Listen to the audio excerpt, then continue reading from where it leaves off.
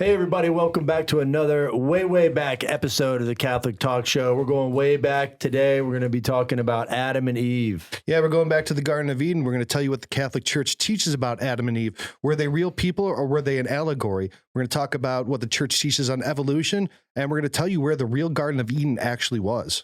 So here's your moment. Talk about Genesis. This is the beginning. So you better put those fig leaves on, and let's get this garden party started up in here.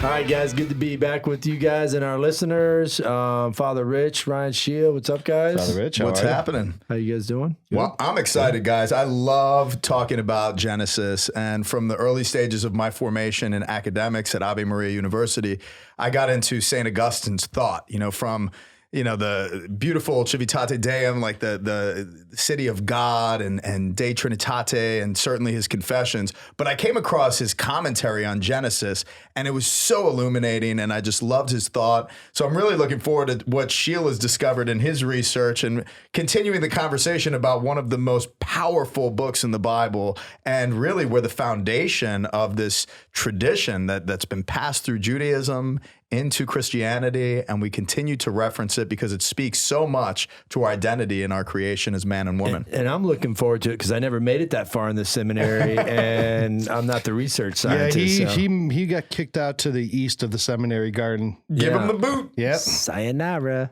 Now, before we get into the episode, why don't you tell everyone how they can connect with us? So if you're just a newcomer, you got to join us on our social media platforms. First and foremost, our website, www.catholictalkshow.com.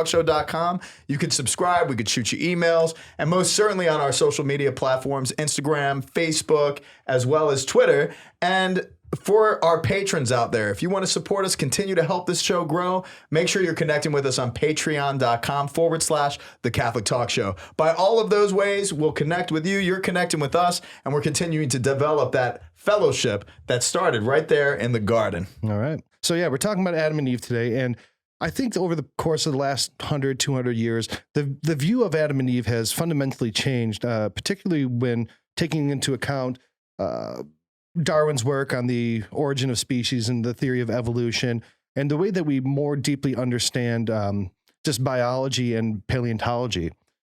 But that's not to say that there isn't some very deep and meaningful things about Adam and Eve that are still as true today as they've ever been. And to really unpack, what does the church really teach about Adam and Eve? Does the church now look at them as allegorical figures, or do they still consider them to be true historical people? Because there's definitely two schools, clearly two schools.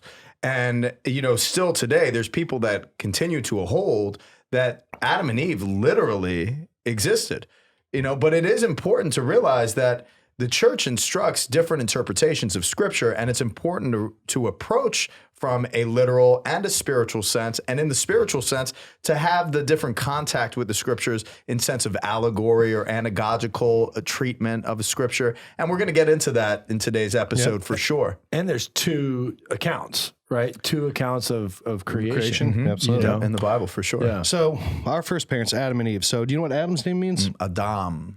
Right. And that comes from... Man. Yeah. Mm-hmm. Man. Mm-hmm. Well, actually, it's kind of a play on the word from the ancient Hebrew word for earth. Mm-hmm. From the earth. From the earth. Yeah. Man, earth Adam, child. yeah. Adama, which means from the earth, because God created, according to the biblical account, created him from the clay and the dirt of the earth and breathed the ruah into him Elohim. and gave life to him. Breath of God. That's why we do ashes. From ashes, ashes. return. Yeah. Or I love, the symbolism of Jesus with spittle, and clay, to spit into that clay and then rub it together and over the blind man's eyes. Almost like this act of recreation. It's one of the, but it was ruah spit, not ruah breath. Well, if you breathe ruah hard enough, some ruah. Ruah spit comes out. Yeah, for sure. Yeah, if you ruah is hard. But yeah, I do think that's really a very cool view of the incarnational nature of the second person of the Trinity, that the father with the ruah, but then the son with the actual physical interaction with clay. I think it's just a really amazing. That's point. awesome. Yeah, it really is. Really It's cool. fascinating. Now, Eve, do you know where her name comes from? Eve. Rib. Nope. Rib of the earth. Nope. Earth rib. Earth rib. Wasn't that a song from Back to the Future? Earth rib, earth rib. Yeah, no. No, it comes from hava, which means, again, kind of from ruah. Yeah. Hava means breath or life. So again, these names mean something so fundamental, that breathing and life and the earth and life. So that's where the names come from. As an asthmatic, right?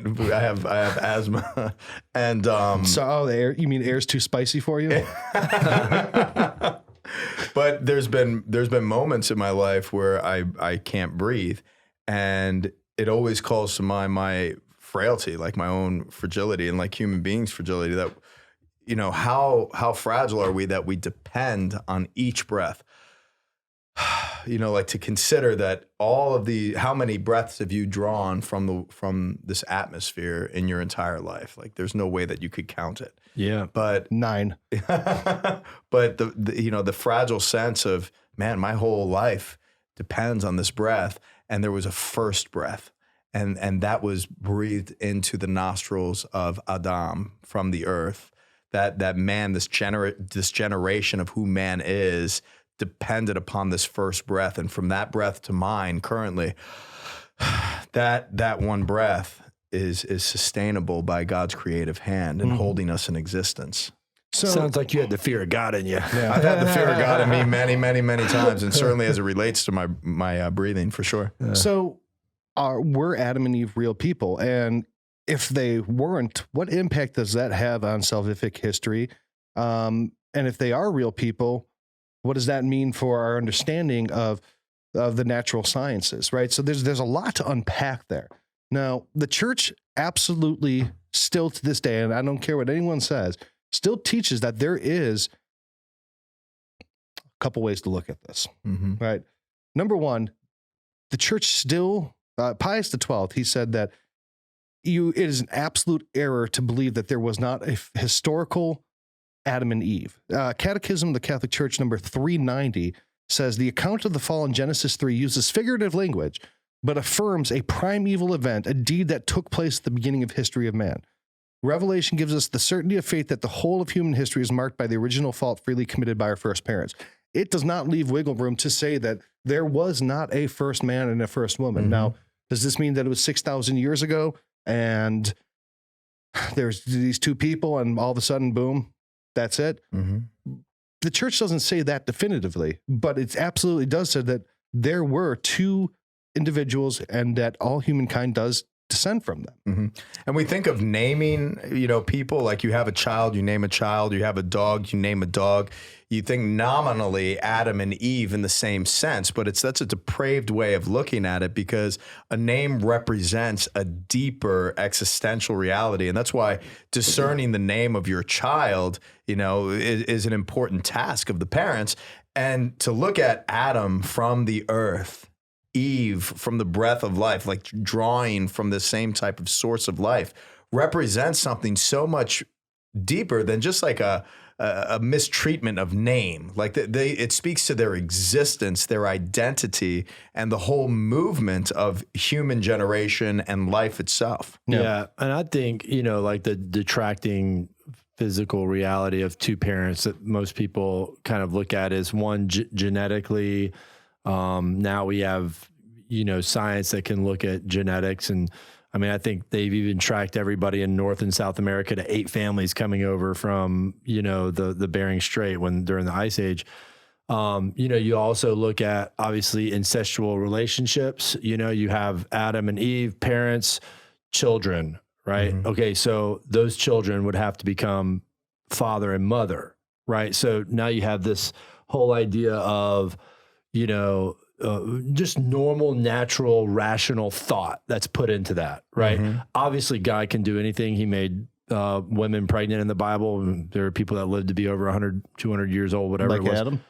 Yeah. So the idea that everything can be figured out through reason and detracted as a whole obviously doesn't account for any supernatural intervention, plan. or plan. Yeah. Yeah. So Pius XII, he wrote a really awesome document called Humani Generis. And Humani Generis deals with a lot of these things. It talks about the origin of species. It talks about evolution. It talks about Adam and Eve and their place in salvific history and the fall and the original sin, right? Because one of the things that it's important to note is that if there were not an original primordial parents to commit that original sin, if the fall wasn't real, then original sin isn't real, and then the need for the redemption is not necessary. I mean, it really does create a domino effect through theology that I think that it's too easy for modern human beings with our modern scientific understanding to dismiss and then still keep the house of cards of theology together. So I have to ask you, are you down with OPP? Yeah, you know me. Is that what OPP means? Like original primordial parents? Yes. Yeah, that's exactly when Tretch wrote that song. That's exactly what he was talking about. So yeah, absolutely, I'm down with it. Are you impressed that I was able to pull Tretch from Naughty by Nature? Dude, I was impressed that you just even said original primordial parents. Okay. Well, that's Naughty by Nature. I mean, that's Not even 'cause I talking. hate you, man. See, but Naughty by Nature, they're even talking about the fact that they're naughty because of their own original primordial parents. Boom! Yes, dude. Full circle. Dude, that is Put a bow on that. Howard. Put that on the greatest hits clip, right? So in Humani Generis, Pope Pius XII, he talks about both of these interpretations of the literal and the figurative sense of Scripture. Mm-hmm. So first, he talks about the account of Genesis, and he says, these chapters have a naive way of speaking, well suiting to the understanding of primitive people, but they do disclose to us certain important truths upon which the attainment of our eternal salvation depends, and they do also give a popular description of the origin of the human race and of the chosen people. So he is reflecting that Scripture does have a poetic, a literal, a figurative, a historical sense. Scripture has many senses, so he's not discounting that this has a symbolic way of speaking. But in the same document, he also goes on to say that no Catholic really can take the what's called polygenism, right? And polygenism is saying that multiple sources of humankind, Gene pool. right, that they come from multiple people. Mm-hmm. In Humani Generis number 37, he said, when, however, there is the question of another conjectural opinion, namely polygenism, the children of the church by no means enjoy such liberty, for the faithful cannot embrace the opinion which maintains either that after Adam there existed on this earth true men who did not take their origin through natural generation from him and from our first parents. So But it doesn't, that goes against what we were thinking about with aliens. Remember, not with aliens, but other life forms too, because if they're started on some other planet, right, they're still... what the hell are you talking I don't about? know. Well, polygenism is...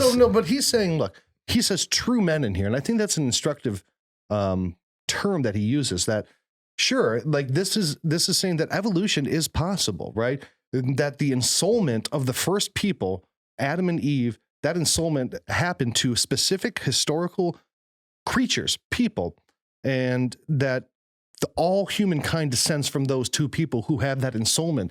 That doesn't preclude the fact that alongside of them, there were genetically very close, branches of the human tree, whether it's, Cro-Magnons or, apes, gorillas, whatever, monkeys, right? orangutans, Chipmunks, lions, tigers, and bears.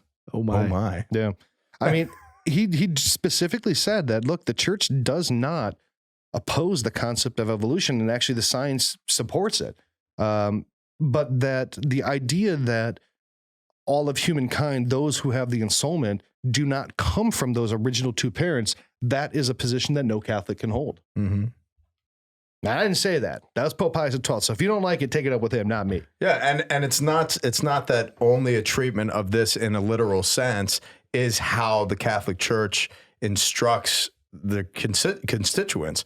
So it still relies heavily upon looking at this through different lenses that then applies it across the board in God's creation and how we are where we are now. It's not a dogma. It's not like No, and exactly, and he's not speaking infallibly, of course. So but it's not to limit the allegorical or the anagogical sense of Scripture as it relates to Adam and Eve, and how this really speaks more deeply to how we're living today than any other way.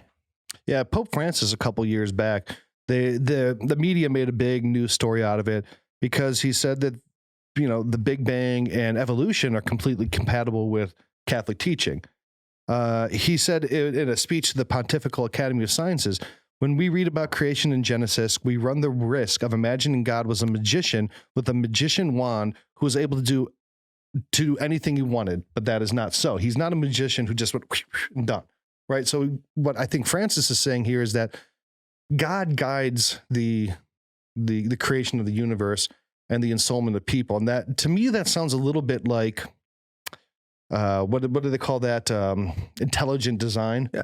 And I can't help but think of fides et ratio, like the fact that through faith and reason, the aspect of reasonability or rationality or logic or science is something that has form and structure. And so it's not going to be like a magical wave of God's grace and then all of this existed, that there's this interdependency. 6,000 years ago, boom, and that was that. Yeah, there's a scientific interdependency on creation. And I was reading an article on how the world would be in an absolute devastated form when bees no longer exist.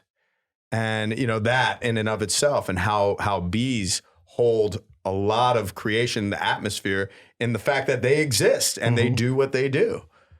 So the interdependency factor in creation is really essential to consider, and God scientifically has brought that through evolution to where we are. Yeah, a lot of popes. So Francis and Benedict and John Paul II and Paul VI and Pius XII, they all spoke about evolution, and they said there's nothing in it that inherently contradicts the Catholic Church, as long as it's not removing the creative divinity from the whole process. Now, Francis, a couple of years ago, one of the additional things that he said is that he gave autonomy to the beings of the universe at the same time at which he assured them of his continuous presence, which is pretty cool.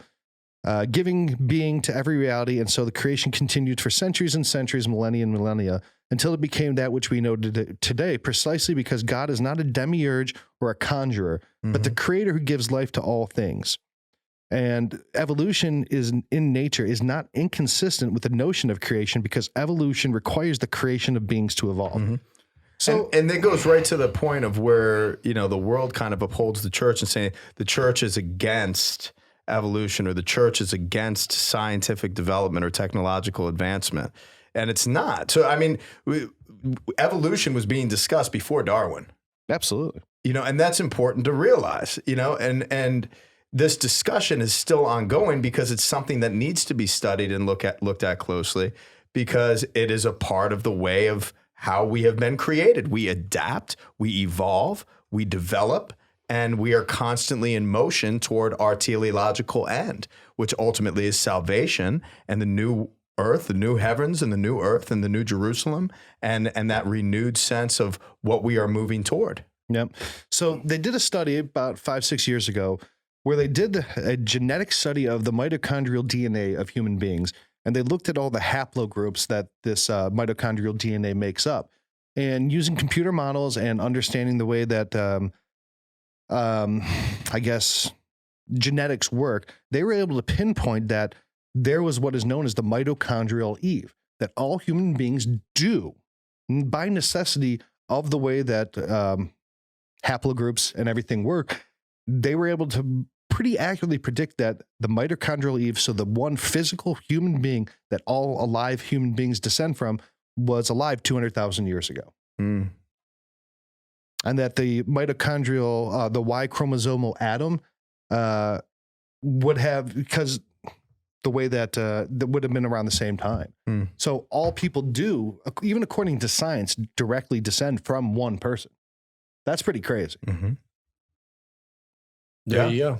And this, again, like to look at Pius XII's words and how that reflects that in biology and a true study of our genes and seeing that, You know, I can't believe We got good genes. We got good genes, and it goes all the way back to Adam and Eve. That's right. Is there any archaeological evidence for the location Garden of Eve? Yeah, and that's always fascinated me too, because what would you be looking for? Yeah, what are you going to look for? I tell you what you look for: a guy missing a rib. Missing a rib, and then on top of that the angel has like a sword of fire, and like it's guarding the garden. Oh, so we're looking for angels with the sword of fire too. Well, actually, if you see the angel with the fiery sword, okay, you know you're getting close. We're gonna go looking. The Bible actually tells us exactly where the Garden of Eden was. I mean, you should have known that. You're a priest. Known that. Me, I get a free pass on that because you got kicked out of the seminary. No, just cause. just cause it gets a free pass. So in Genesis 2, it tells us that a river flowed from the Garden of Eden, and it was divided into make 4 streams. The first is named the Pishon. The second is named the Gihon, and then the other 2 are the Tigris and the Euphrates. So, number 1, where are the Tigris and the Euphrates? That's Japan. He's joking. Mesopotamia. Right. That's where everything started. Yeah. So they're saying 4 rivers flowed from it. Now, that would mean that they would have to come from the headwater of 4 rivers, and those 4 rivers would end up making at least the Euphrates and the Tigris, and then also 2 rivers, the Pishon and the Gishon. Right. Well, no one knows where the Pishon and the Gishon are, right? Because those are primordial rivers, and rivers go away over time. They just do. Now, the Tigris and the Euphrates are still there. Do you think of like northern Iraq? That's what I've always heard, that it's like northern Iraq, and I've always been talking with different brothers that were in Iraqi freedom, and they were sharing with me coming back. They were like, Rich, there's no atheists in foxholes, and when you're out there, he's like, you feel something, and it feels biblical. It feels like something is just, God is just so present to this place, and I heard so many different testimonies. So it's pretty interesting to think about that. So they could either be in one of a couple places, right? So it could be Kuwait. Now, Kuwait is where those rivers meet, and then they flow into the Persian Gulf, right? So then the Pishon and the Gishon could have came from there. So that would have placed the Garden of Eden in Kuwait or very southern Iraq, where all those rivers meet. Now, if you're looking at it from the other way and you're saying, where did all these rivers generate from? That would bring you to somewhere around Azerbaijan or Armenia or northern Iraq. So that would be where the Garden of Eden is. Now, the Baltimore Catechism, remember that? That was actually question 245. Were you raised on the Baltimore Catechism? No, but they had it in the library at my school, and I used to read it. Really? Yeah. Because you seem like a Baltimore Catechism kind of guy. Properly catechized? I was never introduced to the Baltimore Catechism until I went to Ave Maria. No, they actually had a copy of it in the library, and I just read it. But no, other than that, our catechism was go draw macaroni drawings of Moses. And that was my catechism growing up too. Yeah. No, they had a copy of the Baltimore Catechism in the library at my school when I was growing up, and I used to read it. And so, yeah, I was properly knew it, formed. dude. Yeah. I knew it. So, you know what Father Rich's pickup line was before he became a priest? What's that? He would walk up to girls in the bar and be like, hey, girl, were you educated with the Baltimore Catechism? Because you look properly formed. And as you can see, it didn't work. It didn't work. He's got a collar because of it. So anyway, question 245 in the Baltimore Catechism says that we don't really know where the exact spot of the Garden of Eden is today because of the geological forces over time. I mean, it just over a course of 100 years, rivers change so much, looking like Oxbow rivers and all these things. Or the get deltas, redirected, or they dry up, or Hawaiian Islands, millions of years. You know, I mean, that's crazy. I mean, but even over the course of 100 years, let alone which I mean, if we're talking 5,000 years or 10,000 years or 200,000 years, these areas just change so much. So we don't know the exact area, but because we know the Tigris and the Euphrates, we know that it's either in Kuwait or northern Iraq, Azerbaijan, Armenia, somewhere in there. So that's where the Garden of Eden is. So if you guys are ever, bored, in that 3,000-mile expanse, if you're anywhere in that ginormous area, look us up. Come see us. Go see. Check it. Look for the garden. Right. So another interesting thing about the Adam and Eve is that, according to a lot of Jewish tradition, is that Adam actually had a first wife. Oh, I think I remembered something like this. Yeah. So was it Eve? No. Oh. According to a lot of Jewish tradition and a lot of, I guess, Gnostic tradition, that Adam actually had a first wife named Lilith. Yes. Hmm. And Lilith was essentially didn't want to submit to the plan. She didn't want to be down with God, didn't want to be down with Adam, and she left the Garden of Eden and ended up becoming the mother of demons. Yes. And the mother of vampires. And even the word Lilith means night terror, night creature. So yeah. So this is a Jewish or this is Adam's crazy first wife. Okay. But it wasn't a church marriage and it was annulled. Right. No, but I mean, like, where is this stuff coming from? Like folklore, Babylonian tradition, medieval. Most of it comes from medieval rabbinic Jewish tradition. Oh wow. Okay. Yeah. But pretty interesting that is very interesting. That Lilith in our times has kind of become a feminist icon because they hold her up as someone who was refusing to be subjugated to the wishes of God and man and everything. And all that. Mm-hmm. But she's a demon. Mm. She's a flying night demon who sucks the blood She's out a of... lady demon. Yeah. She's a lady demon. That's what she is. There you have it. That's a little side story, listeners, Lilith. on that. Lilith, yeah. No, Adam's crazy first wife. Oof. Thank goodness he moved on. She was a literal demon, dude. Yeah. I mean, how do you not move on? Right. Like, first wife is a little crazy. A little crazy. God, what are we doing? Can we make another one here? Yeah. Can we get a mulligan? Give him a mulligan. Give me a mulligan. Like, dude, I'll give you a rib, man. Just take this one back. Just whatever. And there was probably a reason why that was left out of the canon. So anyway, Adam and Eve had children, right? Mm-hmm. They had Cain and Abel. And you know that Cain killed Abel. Mm-hmm. Do you know who the son that they had that replaced him? Is this another folklore? No. So think about this. If we're looking at the generation of human beings, there you go. Seth. Good pull. Good shot, bro. Boom. That's a podcast. Yeah. That was almost like an act of creation there. Yeah. If we would have reached, we would have been able to. That would have been easy. Yeah. But who would be the father? Yeah, but we pounded. Who'd be the father? Literally the guy whose name is Father. Yeah. I'll take the father's father's role. But still, we're talking. We were just working it out. Things here, exchange. So Seth. So Seth is who the child of Adam and Eve that all of humankind, according to the biblical lineage, would descend from. Because obviously Abel got smoked, terminated. Yeah.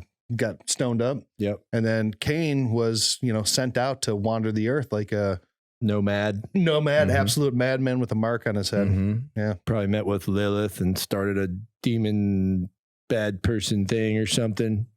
You can only assume. Biker bar. They built a biker bar somewhere in the desert. Yeah, to all you bikers out there, I'd love you. This is just a joke. Isn't that a Motley Crue video? Biker bar. Cain and Lilith started biker bar. Oh, that's bizarre. Yeah. Okay. Well, anyway, so Seth, and then they also mentioned that they had additional children. And do you know how old Adam lived to be? Tell me. 930 years old. 930. Wow. 930 years old. Sorry, he couldn't make it to 1,000. I know that probably was tough for him. He was going he had for a that big party planned. Yeah. It's like in 70 years, man. With a lot of great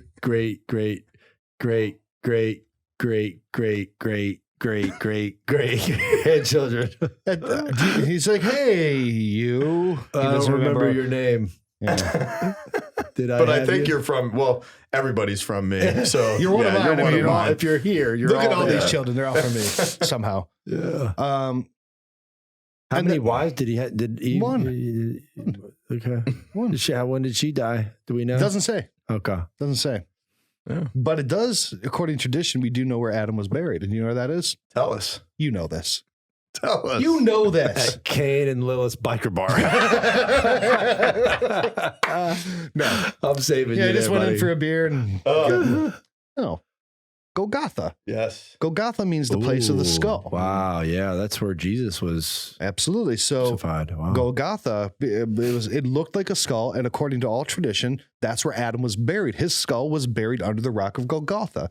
And that Jesus was then crucified there, basically closing the loop of of original sin and salvation on the same spot. And another tradition is that when the earthquake happened during the crucifixion, it broke the rock of Golgotha and some of the blood dripped down and landed on the skull of Adam and brought him back to life so he could be taken into heaven. And that was basically the just the whole, all of our salvation coming into one neat little, loop. Whew. I believe God can do that. Powerful. God can do whatever he wants. Yeah. Powerful. But that's pretty cool. That is.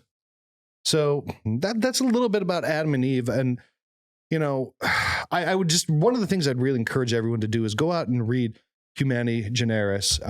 It's a really, really instructive document by Pius XII, XII. I love Pius XII. And it's just a tragedy that he's not. Still a pope and He's 900 years at old. noon right there. Yeah, that's on he's that at clock. Pius clock. He's at noon on the Pius clock. So yeah, go out and read that. And then there's a couple other really good documents out there. John Paul wrote a lot of great documents about the origins of humanity and the role of Adam and Eve. But I think it's important to understand that now we Catholics don't believe that Adam and Eve were just 6,000 years ago and then God just poofed everything out into the air like a demiurge. We really do understand evolution properly, and we also really understand ensoulment and the idea of an actual creative force behind the universe and people. So we Catholics are always both and. We're never a line in the sand. We really look at things the way they should be, scientifically, rationally, and everything. So, So we want to say thank you for beginning with us in this genesis, this movement at the Catholic Talk Show in our new studio with You Catholic Studios. And I know if you're joining with us, subscribing on all of our platforms on social media, we're having a great time and we're continuing to grow in our faith together in the fabric of our community in the Catholic Church. And I know what's a part of this show is always the Inquisition. So that's right. I'm about to be asked another question from Sir Ryan Scheel. Now, I had two questions, and I'm going to ask them both. Boil it down to one. No, I don't have to. It's the Inquisition question, not questions. Well, the Inquisition is what I tell it is. All right, first question.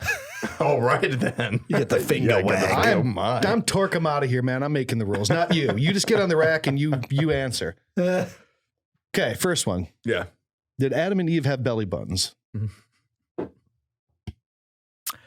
No. I'm with would you say on that. no. No? Yeah. So they were just created? Okay. Yeah. What about the concept that Adam and Eve were actually the first properly genetic human beings, and then the ensoulment came with that? Then they would have a non-polygenistic origin, that they actually came from a lesser creature, but that evolutionarily, no? You're saying no? No. Yeah, I'm going to say no. So Adam and Eve didn't have belly buttons. On what grounds?